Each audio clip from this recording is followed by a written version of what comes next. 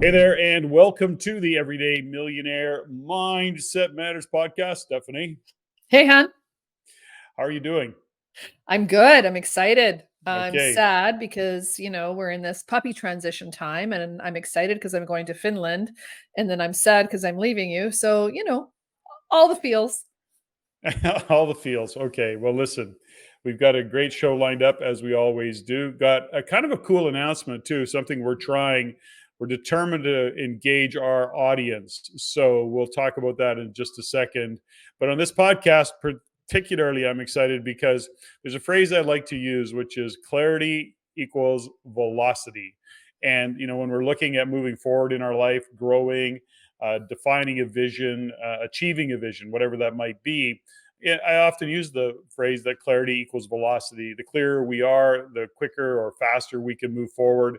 And I guess really the clearer we are in the decisions that we make. But something that showed up, which is a perfect segue into this particular podcast topic, in order to have velocity, you need alignment.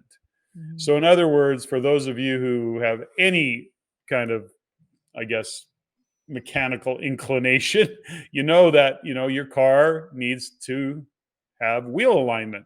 Well, this isn't a wheel alignment, but in order for your car to really maximize its performance and to, if you are going to drive down the highway at highway speeds, of course, you would never speed, but at least highway speeds, you need an alignment.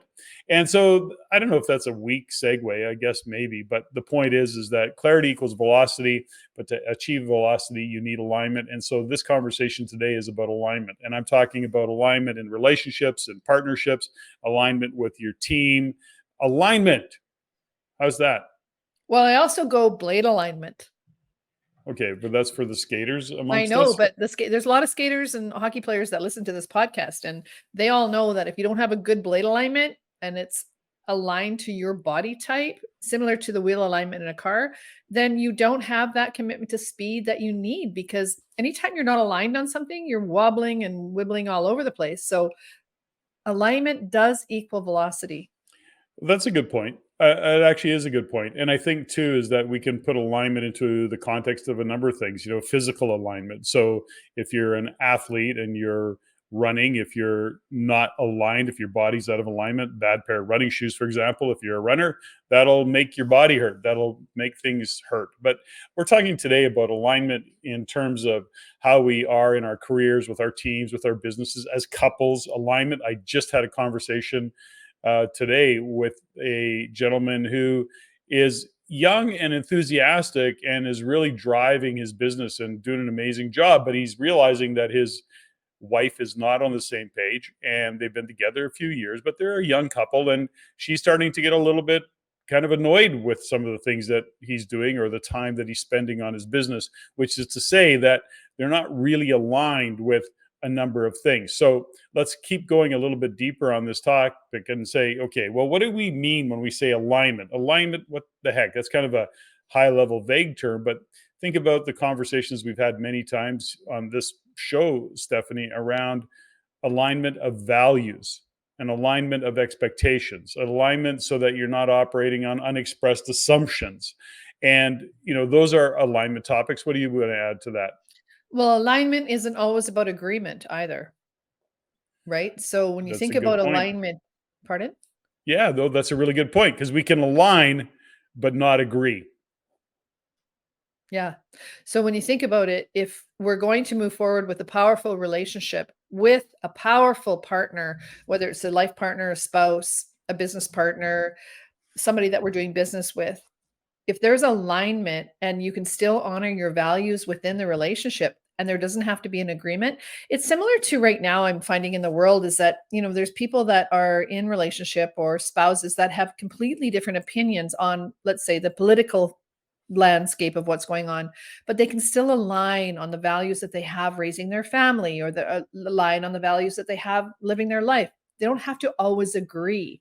And I think that's where we get stuck sometimes. So when we talk about alignment, I'm talking about, can I still honor myself? Can I still make sure that I'm living true to my values, and then align with the person that I'm potentially arguing with or disagreeing with, and still move the goal forward, still move the vision forward, not in 100% agreement, but in alignment with that other person and respecting their values at the same time. Well, I think there's a respect of the values, which is always an important conversation, and to align and to realize or to be clear on that you are aligned with the values or not. The other side of it is, when you put a plan together, it's not uncommon to have a different way of doing something or a different idea of how the plan should go. So somebody could come to the conclusion that goes, okay, I don't agree with this plan. However, you've made a strong case. I align and I will follow the plan. I align with that.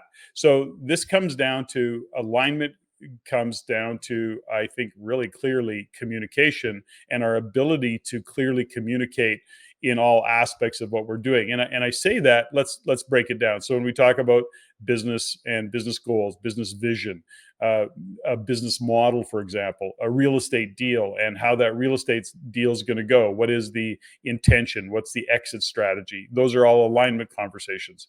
As couples, this was interesting. So we did a year ago, we did a think tank, and we're going to talk about that shortly. So that was a weekend where we got together with a number of really amazing people, and we spent the weekend in a think tank, and it was called Real Estate Think Tank, and we were talking about real estate that then turned into business, which then turned into personal and professional development, which then turned into an incubator program. So having said all of that, so about a year ago, we launched what we called a think tank program. It was a weekend called Think Tank, Real Estate Think Tank, and which then turned in from real estate and went into business, and then went into personal and professional development, and that evolved to what we call the incubator program. Now, we are actually going to launch another think tank, and I'll talk about that in a minute. But what came out of incubator, which was really almost, well, we'll call it a 10-month program that we had with our clients and coaching clients, and just amazing people. It was really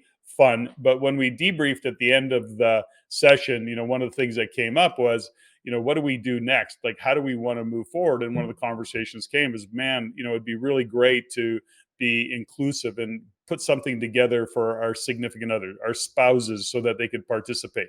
And that really then sparked a whole new idea: is why don't we have another think tank, which we are, March 1st, 2nd, and 3rd in Calgary. And it's going to be an epic weekend. And the context of this weekend is alignment. So it's about exactly the conversation that we're talking about, where we'll go into a lot of depth. It's a Friday, Saturday, Sunday, and you can come into Calgary and attend it.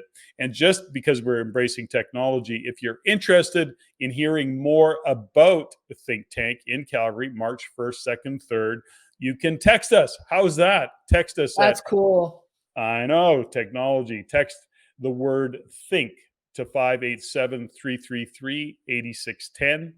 That's 587-333-8610. Text the word think. I'll say the number again, 587-333-8610. Just text the word think, and then you will get more information on Think Tank in Calgary. It's myself, Steffany, JG Francoeur, Bonnie Canesso will be facilitating, hosting that particular weekend. And as we get through this whole conversation of alignment, you'll hear a lot more about just what the weekend's going to be about. But that's not what this podcast is about. This podcast is about alignment. Think Tank is just a thing we're doing in March, and we'd love for you to attend, but you can text us the word think and then get more information. Okay, let's carry on talking about alignment. So we talk about alignment in different areas of our life. And, you look at all 7 areas of your life and you can say, well, where am I in alignment? Where am I out of alignment? We can look at the relationships, the partnerships, the significant other, and we can say, where do I feel out of alignment with that other person? Do you want to expand on that a little bit? What's your Well, thoughts? generally, where we feel out of alignment is when we're angry or frustrated or we're not getting our needs met. Mm, And one of the questions I ask my clients when they get to that state is, what do you need that you're not getting? And many times it's an unmet expectation. And then that leads to frustration. And then I break down frustration. Frustration is not a feeling. mm, Frustration is unmet expectations. It's a block. It's a charge in our body that we think is an emotion. And if we can just move through the unmet expectation and learn to express it, we'll see that it's an unexpressed assumption at the same time. So that's what gets in the way of alignment. That's what gets in the way of coming to a sense of agreement. A lot of times I can align with you on certain things without agreeing and still Mhm. honoring my values and still seeing, I'm not compromising. And that's the other thing when we're talking about alignment. We're not talking about compromising.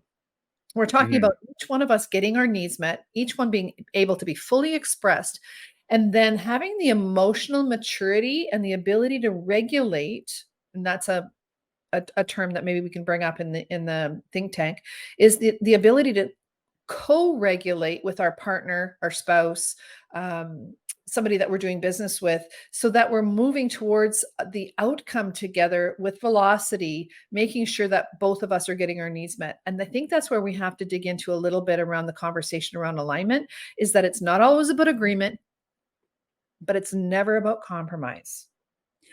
Okay, so I want you to unpack your language and the regulate. What do you mean when you say regulate? What I mean when I say regulate is that in a sense, it's kind of a psychology word that is used many times when we're in partnership and when we are not responsible many times for our emotional reactions. Mhm. Do we have the ability, the emotional and intellectual maturity to regulate our responses? Growing up, do we have that ability to say, okay, I see where I'm getting out of control with my response right now, and I've redlined or I've gone across the line. Can I regulate myself back to neutral? How do I do that mentally, emotionally? Can I actually engage in a conversation that I don't agree with without seeing red? So regulation is an emotional, an intellectual, and a physical way of being so that you can be in a conversation that you're not comfortable with. It's a high level conversation, but it's really important.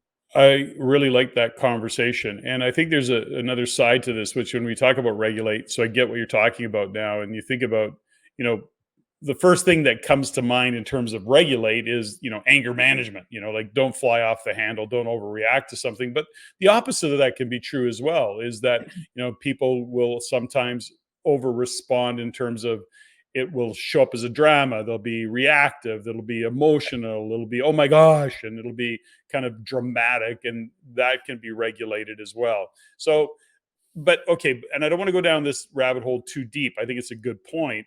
But where in the world of alignment does that live? Like, where do we want to place that? Well, I think in the world of alignment, when we are in a high level conversation where people are coming to an agreement or they want to make a decision or they want to change habits, that's the Mhm. other thing, is that you want to change habits or you want to bring a conversation forward. Mel Robbins, I think it is, has the 5-second rule where Mhm. you count to five or count backwards from five before you actually speak what it is that you're wanting to say. That's a regulation skill and a talent. As Mhm. we bring it forward in terms of alignment, there's times when you take a pause, or there's sometimes when I want to sleep on something, or don't press send on an email before you regulate or before you sleep on it. It's just a different term to make sure that you're taking responsibility for the outcome that you say you want. If you're going to be triggered or activated by the emotion in the moment, then that's not regulating. That's not co regulating. That's not self regulating. In order to align without agreeing, we have to have the skill called regulation. Okay, so I will unpack this one layer deeper. I just, we went down this path. So I think there's a really good point that you made around the regulation that I don't want to step over, which, in order to do that, first and foremost, you have to have self awareness. And if you get nothing from this podcast, just always go back to one fundamental thing, that we are only having these conversations and trying to speak to individuals who are committed to being self-aware, to understanding how they are emotionally and mentally and physically in all aspects of their life. And in order to regulate, you have to be very self-aware, because here's what the victim mentality does. He pissed me off. I couldn't help it. How else should I react? He was an asshole. Of course I got angry. Of course he pushed my buttons in the meeting. He embarrassed me. How else should I react? They become the victim as opposed to being self-regulating. Now, I think that's an important point. So I just want to shine a light on it. And, because you're working with athletes and we've all had this kind of, well, I shouldn't say we all, you and I have had this background with coaches, for example. It's a classic case of a coach who's self-aware, who's mindful, walks into a dressing room and kicks the garbage can. It's a classic. We've seen it in movies, but coaches who are intentional, they do that purposely because they want the players to listen up, to know that they got to pay attention. That's self-regulated to the extreme. And okay, I'm going to be pissed off, even if he's not. It's how do you get the attention? So I don't know if that's a perfect example, but That's so true. That's so true. Because there's sometimes when they should kick the garbage can and they don't because Mhm. they control that instead of saying, okay, I need to know and be aware of what the players or the athletes or the audience is going to react to in a way that moves them forward to their outcome. And Mhm. that where is from a coach standpoint, from a leadership standpoint. And I really want to do a podcast on leadership because there's so many aspects on leadership that I've been digging into recently. So stay tuned for that. But ultimately, when we talk about alignment, regulation, and co-regulation, it's about making sure that we're aligned with it, the outcome that we want to have, and make sure that we're all connected to the values that we want to see also at the same time as the outcome. And I think that's the long way of saying is that do we want to stay in integrity with who we say we are as we move through the difficult conversations? And if we understand that alignment is a virtue in the sense of agreement means that you're going to be right and I'm going to be wrong. If I agree with you and I don't like it, then I've compromised. And that Mhm. kind of circles back to that whole conversation about compromise. I want to elevate the conversation and say, okay, if I regulate myself and I understand that I'm going to align, I don't need to agree with you, but I see where you're going. And maybe, and here's my question, always my famous question: what if I'm wrong? What if I'm Mhm. wrong? What if I'm wrong? So I'm going through something right now with clients that are severely disagreeing with each other, and I'm having to do this in real time. So I know this works. I know this is difficult, but from an emotional maturity standpoint, regulating, co regulating, and then aligning is much more powerful than trying to get to agreement.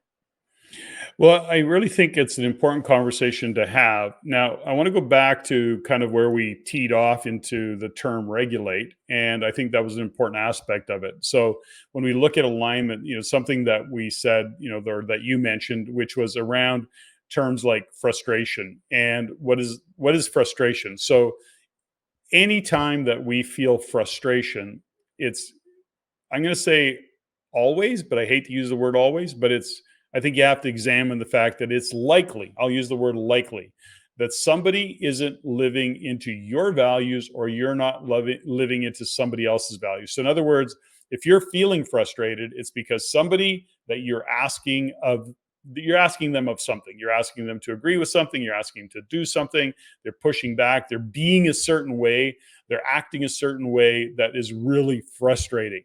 And that is almost always a flag to say they're not living to your values. So you're frustrated by that. That's where frustration kind of lives. The other side of that, if somebody looks at you and goes, "You're so frustrating, you frustrate the crap out of me," it's because you're not living into their values. And when you start to understand that, if anybody ever says to you, "Dude, you are so frustrating right now," or "Dudette," I'll put the female connotation on that. Anyways, the point is that you're not living into their values. It's just having the understanding or the awareness to say, okay, what am I doing? Am I willing to re-examine my values that I'm living right now and align with their values? Is that I like that. What are your thoughts? Yeah, that's exactly right. And not only that, I think when we understand the ability to align without agreeing and we co regulate with the other person, then we can respect their values. Hmm. And then respecting the values actually decreases the level of frustration, because then you can start to see the world through somebody else's eyes. And when we do that and we seek first to understand, then to be understood, we've elevated the conversation. We've elevated the Mhm. alignment. Think about relationship, marriage, partnership. When we seek first to understand what the other person's going through and we don't fight to be right. We've talked about this before on our podcast, is that you can be a right fighter or you can fight for what's right. Mhm. And I think that is really where this co-regulation and understanding about alignment comes from. And we talk about partnership. Partnership is not about agreeing. It's not about 50-50. It's about me being 100 and you being 100, and then us working towards our common goal and our common outcome. And I think that's why I think even, well, Think Tank in March is going to be so much fun, whether it's spouses or partners or people that just want to align. Like, I think that's what we get to dig into and really spend some time having that conversation. Well, think about a vision or think about an outcome that everybody's working backwards from. And it could be a vision, right? So, for those who are listening that are leaders on a team, for example, as you sit in maybe a meeting and you've got 4, 5, 10 people in the room and you're talking about a vision, you're talking about the plan, you're talking about the project. And then, okay, back to unexpressed assumptions or uh, expectations. And you put the project up, you whiteboard the project, you do however you do it in terms of your process, your systems, and now you're going to change and you're going to go around and you're going to go, Joe, you do this, Jack, you do that, Shelly, you do this, Jane, you do that, and you go around and you assign. You're the leader on the team, you're the point person, you're the pointy end of the spear that's driving this bus. You go around, you state expectations, you don't step over or make assumptions, you state them. Now you come back around, everybody's yes, yes, yes, they're all taking notes. Yeah, it's a great, great meeting. Here's a way to end that meeting. Okay, are we complete? Do we all align? We get a rousing yes all the way around the table. Somebody may say, I'm going to align on this, but I don't agree with how it's going. Like, I don't agree with Shelly doing this and Jack doing that. I think they should reverse that. I think Shelly would be better. Okay, great. Well, let's finish that conversation. Now, do we align? Okay, yes, I align. I see your perspective now. So that you're not operating on top of something. Clarity equals velocity. And if everybody's on the same page, if everybody's aligned, you then can create the velocity, because what kills projects often is hidden agenda, unexpressed assumptions, or unstated expectations. And that will really slow a project down. And when we're in alignment, that will keep things moving forward and keep things flowing. And then you can check in along the way. Now, here's one. So I'll stop there. Thoughts on that? Yeah, that's just grounded in respect, and Mm, maturity, emotional maturity, IQ, AQ, EQ. And when you're building a team, I think about the teams that we built over the years, is that how do we really support people in building their EQ on top of their IQ, their emotional quotient, their adversity quotient? Because when we're asking people to align and they're going to step outside their ego, of course, because it's not their amigo many times, is mm, how do they step outside their ego and say, okay, you know what? Maybe my opinion is true for me, but I'm going to align with this situation, and then I'm going to step back without judgment and without being a dick about it, move forward in the alignment. Because there's also times in that movement, if we're not if we're aligning, but we're also going to maybe sabotage, that's not cool either. So this is a commitment that we're asking, in our teams, is that yes, we're going to align. And I'm just going through it right now with an ice dance team that had a mm, very opposite decision that they had to make. One was an all in yes, a hell yes. One was a all in no and a hell no in a decision they had to make. And they had to align. mm, They had to align on something that one person really felt lost. And there was a lot of grieving and there was a lot of anger.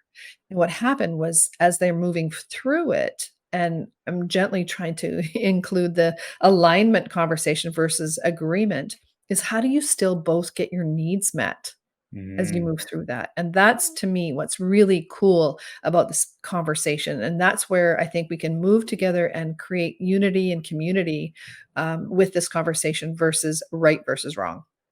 I love, I think that you make a really good point is how can they get their needs met? And that's a critical point to all of this, right? I love And that you agree with me on that. okay. So, what I like about this, and I really agree with what you just said, is that how do we get our needs met? How does the other person get needs met?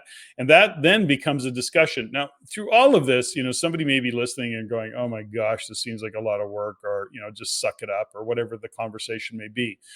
We talk a lot about culture and environment. And when we talk about culture and creating a great culture with your team, these are the kinds of conversations that you have to have. Now, it's not like you have them every time, and it's not like it's deep, but you have to have these conversations in order to create a culture of communication, of alignment, and of creating and having velocity in the work that you're doing. Now, the other side of that is with your significant other. When you have a couple that work together, let's use us as an example. We often don't agree, but we really work hard to align. And I don't want to say often we don't agree, but we don't always agree. Let's put it that way. But we always work to align. Is I think that's the truth for us, isn't it? What's your thoughts? I think so, but mostly I'm right. So that's awkward. That's so true. That's You're awkward for you. almost. And I appreciate that you have your opinion. I just think it's so cute. Hmm. No, it's true. I think when we respect each other and understand that we're coming from different perspectives, even 30 years in, is that if we don't agree on something and we align, sometimes when you make a decision and I don't agree with, sometimes I have to really work hard to not make you wrong or not, make it like ricochet or rebound or boomerang. And because that's my immaturity is that if I don't agree and I align, but I don't fully align, I think that's something else we need to bring up is that's the compromise I was talking about earlier. So when we talk about aligning, there is a place of humility that has to come in and a place of respect.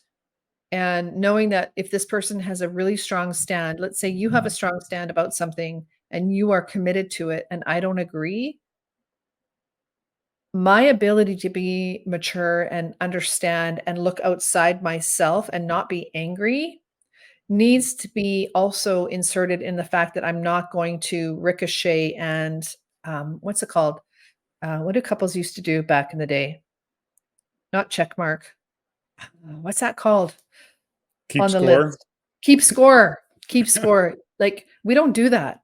No, We we don't do don't. that. Even if I disagree, I will align with you. And my work then is to make sure that I don't make you wrong or I don't make myself wrong.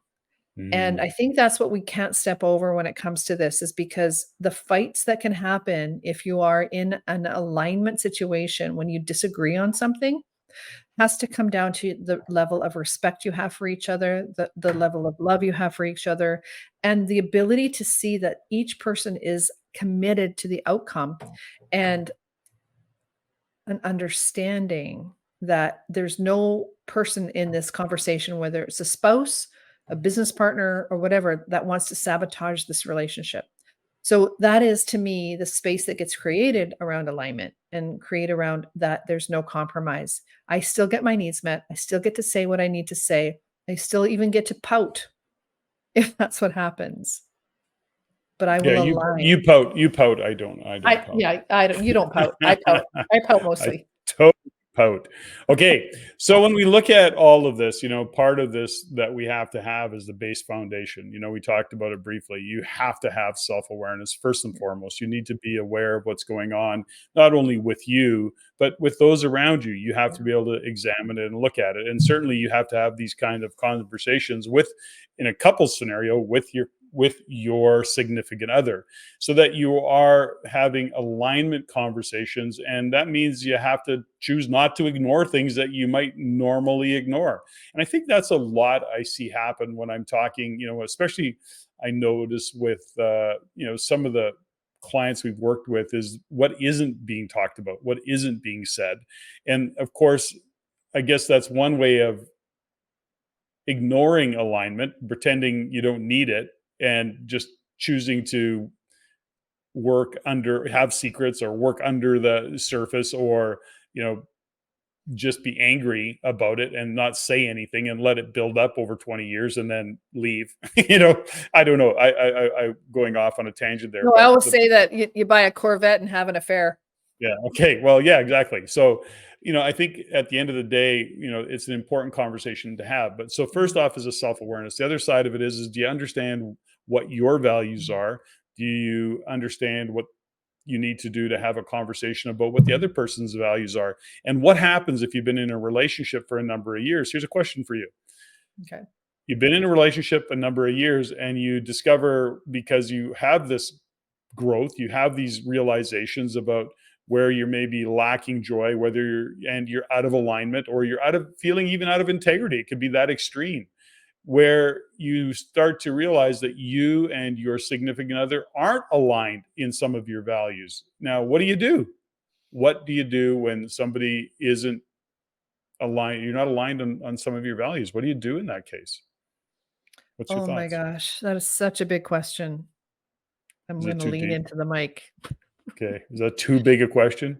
I don't know if it's too big a question, and I think that's what I'm hearing in some of the feedback from the people that reach out to me on the podcast is sometimes we don't kinda go there, Mhm. um, and some of the people that listen and reach out to me are saying, "I need you guys to go there." But I think Maybe there's this a is the moment. What? Slow down, cowboy. Let me finish. okay, fine. Is that when and if there's a misalignment in values and it's bringing up an integrity issue for yourself, can you gently take a stand and can you be willing to say, okay, this is my deal breaker. This is a cross, I'm not willing to bear. This is or what's the line? A hill I'm going to die on. Like you and I've never, well, one time we got to that. And I think it was really like a coming to Jesus moment, so to speak. But I think there's times in relationships where you really have to take a stand for who you are.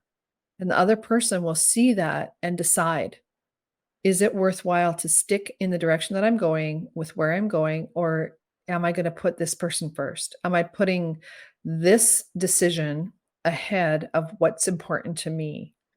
So that's where I think many people don't get to.